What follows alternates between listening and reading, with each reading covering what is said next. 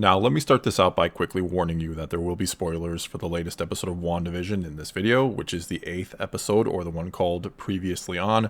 So if you have not seen it yet and you don't want anything ruined, it's a really good time to click away.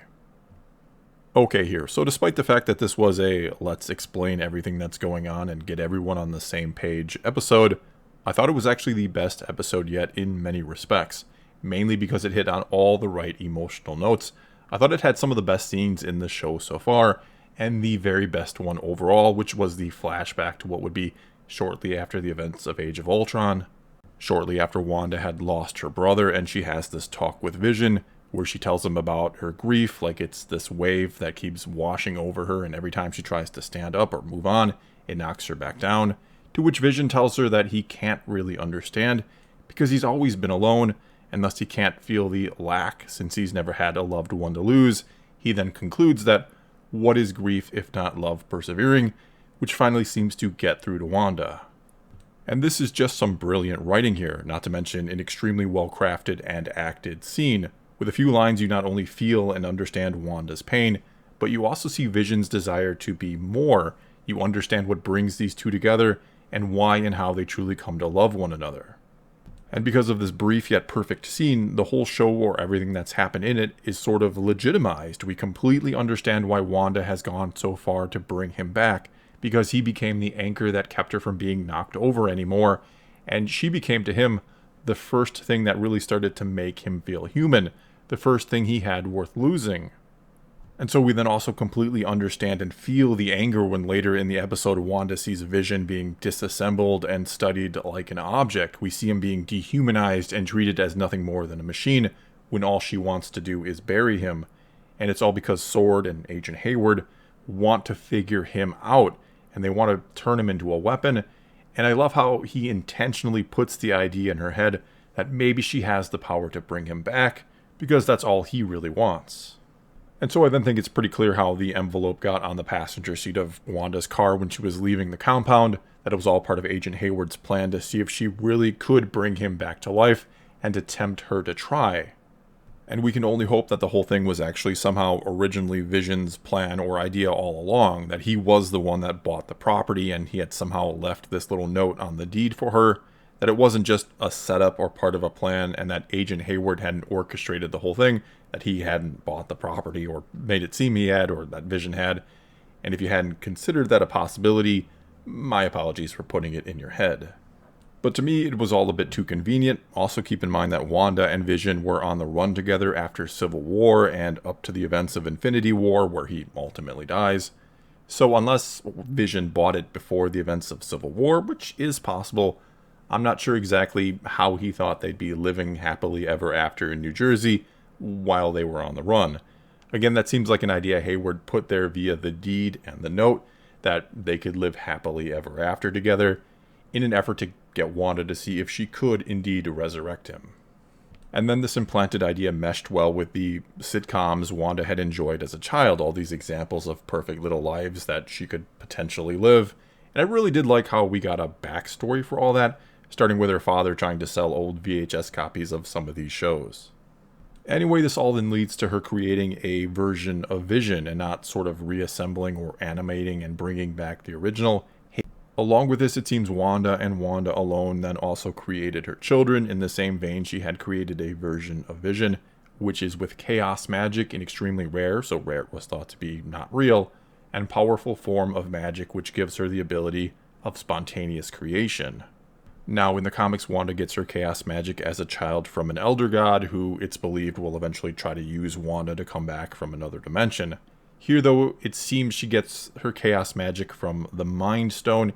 Either it unlocks what was already there, or it grants it to her somehow. And we do learn she used a probability hex as a child to stop that bomb from exploding and killing her and her brother. So maybe she still was gifted with all this power as a child, and it only fully manifested with the Mind Stone. Or maybe someone or something else used that moment, used the Mind Stone in a sense to appear to her and to grant her all this power.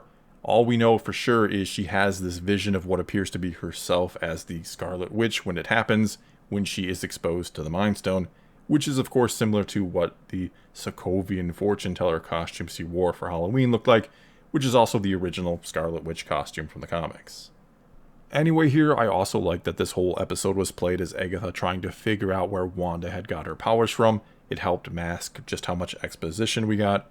It also started out with some backstory for Agatha herself, that she's at the very least a few hundred years old, and in the comics she's actually thousands of years old, and that during the time of the Salem witch trials she was put on trial by her own coven and sentenced to death for stealing knowledge above her age and station and practicing the darkest of magic.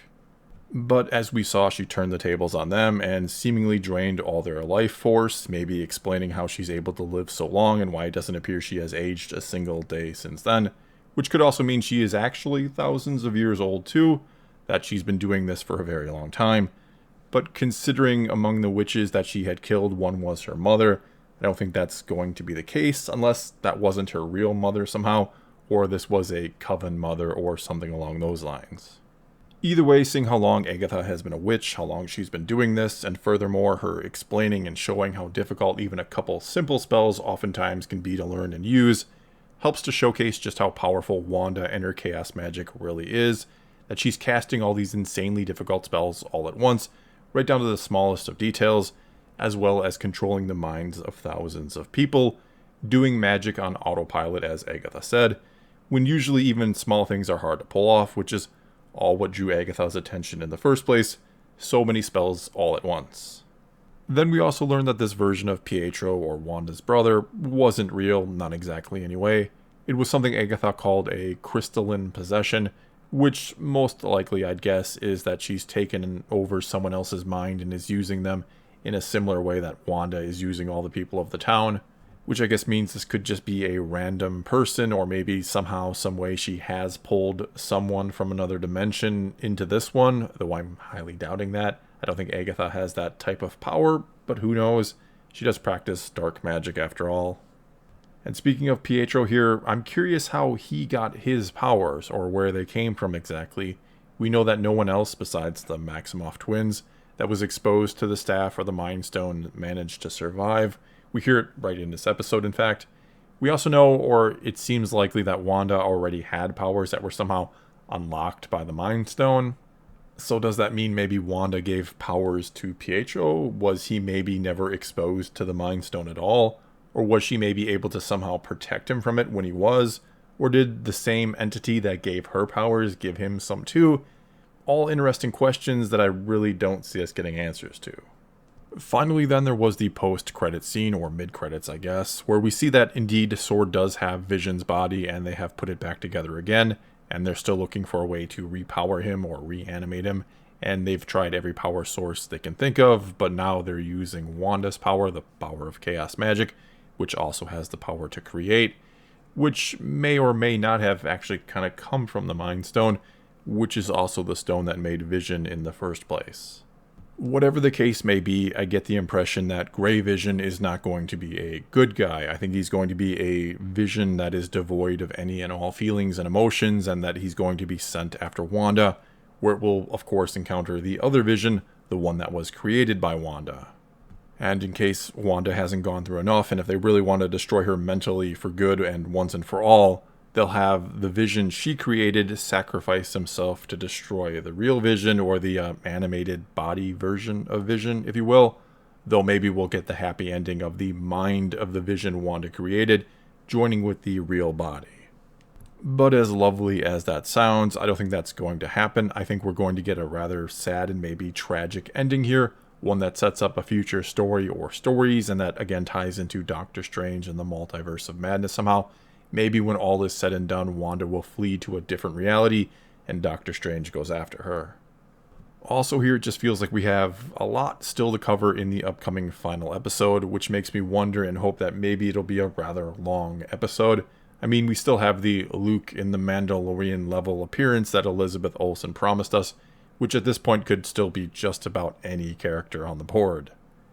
Either way here, I thought this was an extremely well-written and acted episode all around, a powerful glimpse into the mind of Wanda, especially when you consider, like I said at the top, that this was really just an episode to sort of explain everything and to make sure everyone is on the same page and understand what's going on, before going into the last episode where we'll get our resolution, one that will likely just set up another story to come.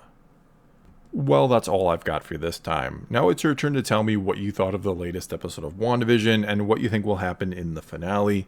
So leave a comment below and let's talk some Marvel. And until next time, thanks for watching.